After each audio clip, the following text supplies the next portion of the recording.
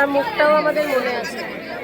একটি মেয়ে প্রথম বুইংটা শুরু করলো, তারপর সেটাকে চেইন রিয়াকশন হিসেবে মব ফলো করতে শুরু করলো। আমি বলছি এটা কি কারোর বাবার রাস্তা? আমরা কি সত্যি এটা বলতে পারি? আমি বলছি নো ম্যাটার হোয়াট, এটা কি অ্যাবিউজ নয়? লজ্জিত, এটাও অ্যাবিউজ, এটাও emotional abuse.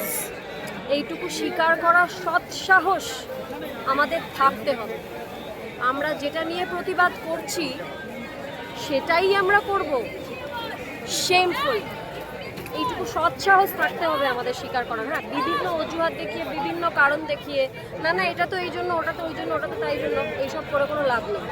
This is also abuse and we can't do that. Junior doctors ফোরামের প্রতিবাদ দেখে, হাতে গোলাপ ফুল নিয়ে শান্তিপূর্ণ অবস্থান দেখার পরে আমরা কিচ্ছু শিখতে পারিনি।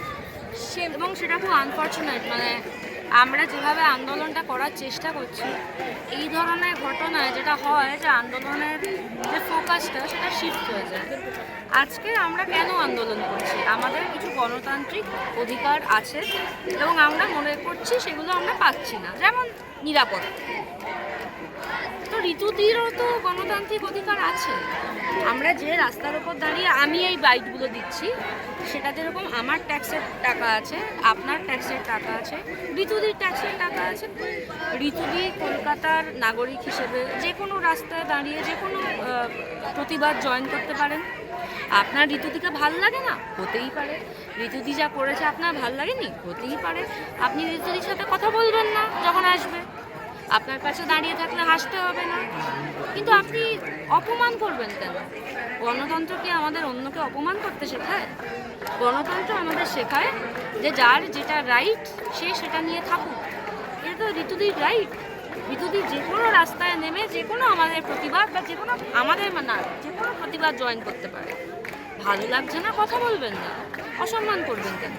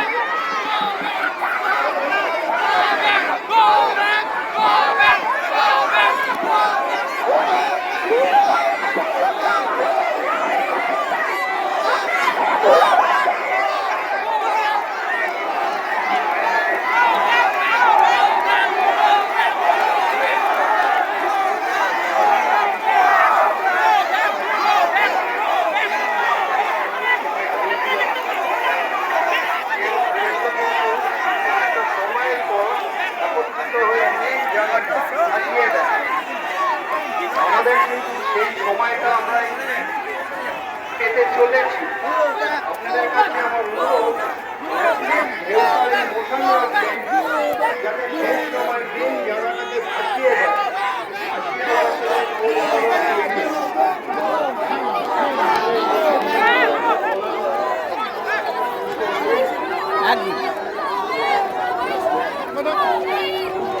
একদম না, একদম না, একদম সরে যাও, সব সরে যাও, সব সরে যাও। আরে আস্তে আস্তে সব।